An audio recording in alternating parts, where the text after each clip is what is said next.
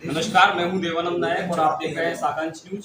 इस समय हमारे साथ भारतीय जनता पार्टी के युवा नेता और लाहौर विधानसभा के अंतर्गत मखंड मंडल के अध्यक्ष दीपक सिंह जी राजावत हैं और उनसे आज हम खास बातचीत करने जा रहे हैं।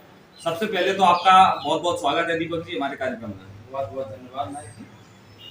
पहला सवाल हमारा आपसे ये है कि लाहौर में जिस प्रकार का राजनीतिक माहौल बना हुआ है और चर्चा जिस विषय पे होनी चाहिए थी विकास और भ्रष्टाचार पे, लेकिन बात हो रही है क्षत्रियता की ऊपर के क्षत्रियों का अस्तित्व खतरे में है, जातीयता की दुहाई दी जा रही है, क्या कहना चाहेंगे आप?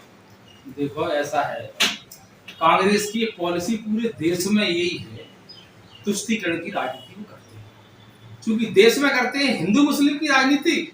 अब यहाँ हिंदू मुस्लिम नहीं हो पा रहा, तो यहाँ हमारे जो पूर्व विधायक जी है उन्होंने ठाकुर ब्राह्मण की राजनीति निकाल दी है। बाकी ऐसा कुछ नहीं है। ठाकुर ब्राह्मण यहाँ बढ़िया समरसता का माहौल, सभी जातियां, अन्य समाज, हमारे कुशवा बघेल, सभी समाज अच्छा माहौल है, अच्छे तरीके से रह रहे। कांग्रेसियों का प्रयास है कि यहाँ पर तनाव पैदा किया जाए और क्षत्रियों को गुमराह किया जाए, जाति वर्ग को गुमराह करके तनाव की स्थिति बनाई जाए, क्योंकि उनकी राजनीतिक जमीन खिसक चुकी है, उनके पास अब बचा तो कुछ है नहीं है। तो इसी के माध्यम से सोच रहे हैं फिर से उनकी राजनीति जिंदा हो जाए।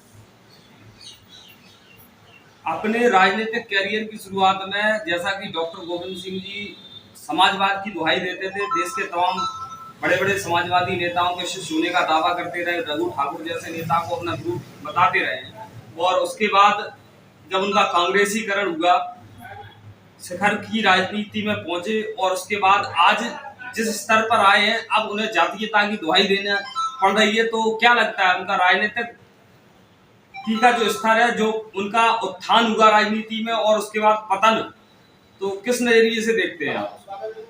देखो, समाजवाद की बात करने वाले, मैंने उस समय का समय तो नहीं देखा है लेकिन सुना है। मेरी उम्र उस समय बहुत कम थी, लेकिन चूंकि सब इसी क्षेत्र के रहने वाले हैं, बवासीर भखंडर स्पेशलिस्ट हुआ करते थे।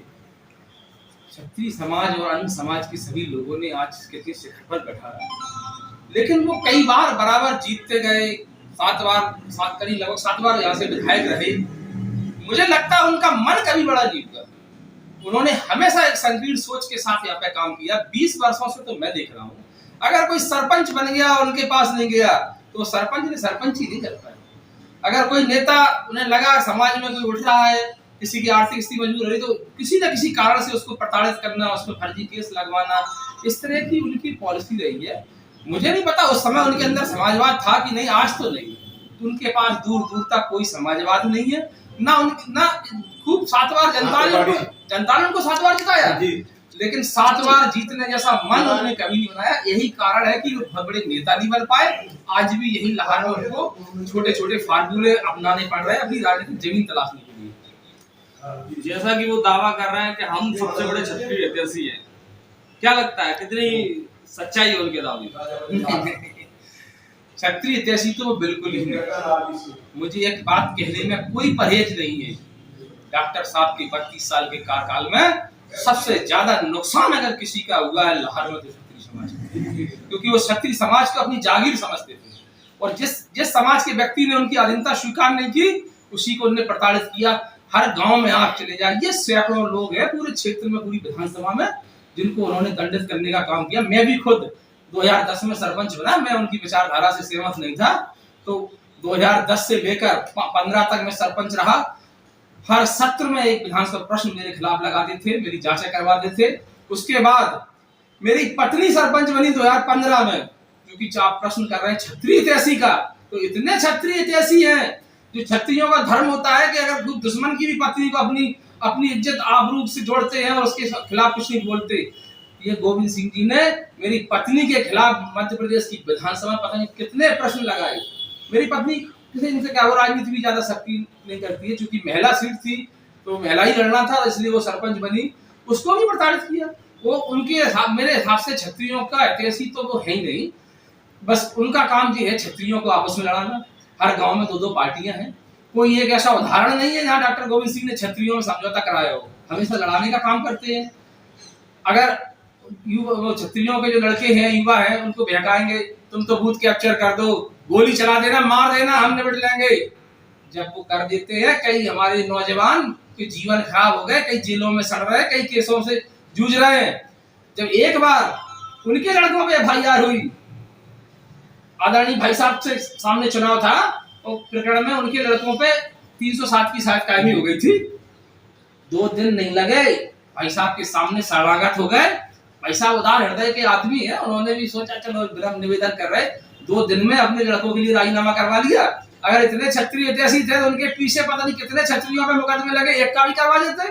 एक व्यक्ति का राजीनामा नहीं करवाया, एक की मदद नहीं की, केवल उनका क्षत्रिय समाज का राजनीति में उपयोग करना जानते हैं, लेकिन अब समाज इतना मूर्ख है नहीं कि वो उनके उपयोग में आ जाए। या अपने दर्शकों को हम बता देना चाहते हैं, जो दीपक जी भाई साहब शब्द का इस्तेमाल कर रहे हैं वो आदरणीय रसाल सिंह जी के लिए कर रहे हैं। यहाँ चूंकि क्षेत्र में उन्हें रसाल सिंह जी को भाई साहब के नाम से ही संबोधित किया जाता है। जी। अगला प्रश्न हमारा यह है आपसे कि उन्होंने अपने आप को विकास पुरुष की दिखाने का जो प्रयास किया है हमेशा, और एक स्लोगन अपने साथ जोड़ा है, जो कहता हूँ सो करता हूँ, क्या लगता है आपको? नहीं, जो कहते हैं वो तो कभी करते ही नहीं है।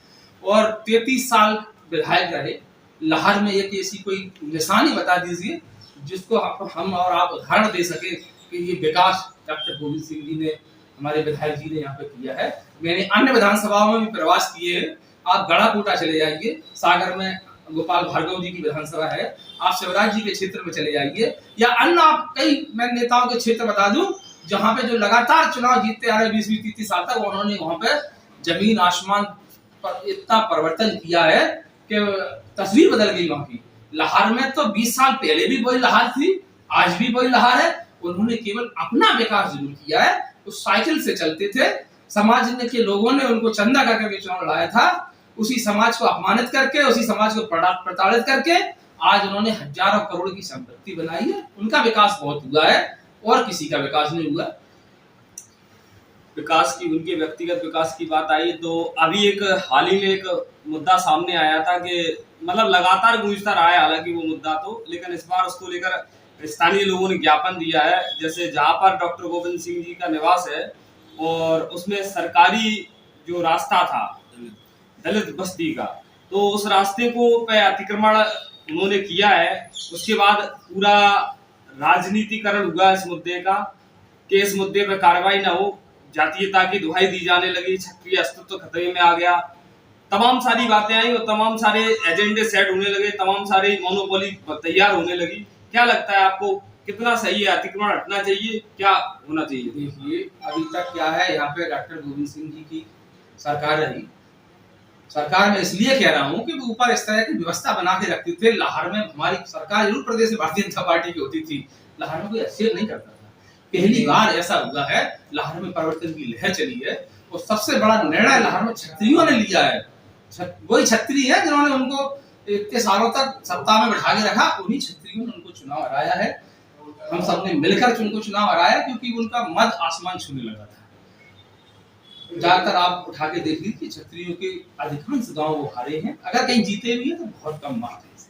रही बात रास्ते की, तो बाबूलाल टैगोर करके एक सज्जन है दलित समाज के ही, उन्होंने आवेदन दिया है कि हमारा रास्ता इन्होंने अवरुद्ध कर लिया है। चूंकि अब लाहौर में अमरीश शर्मा गुड्डू भैया विधायक है, प्रदेश में भारतीय जनता पार्टी की सरकार है, न्याय, एक गरीब, एक पिछड़े, एक दलित को न्याय मिलना चाहिए, इस तरह का संकल्प हमारी पार्टी का है। वो करेगा, इसमें किसी को जातिगत से जोड़ने का तो कोई मतलब ही नहीं है। किसी जाति का इसमें क्या लेना देना है, कोई पर्सनल जाति विशेष के लोग तो उनका तोड़ने जा नहीं रहे। और उन्होंने पता नहीं कितने क्षत्रियों के घर तोड़े हैं, कितने अन्य समाज के दबे में आप देखिए कितने लोगों को बेघर कर दिया था। जो कानून के संगत होगा, जो न्यायप्रद होगा वो होगा, उसमें अपन क्या। हमारे साथ बात करने के लिए बहुत बहुत धन्यवाद।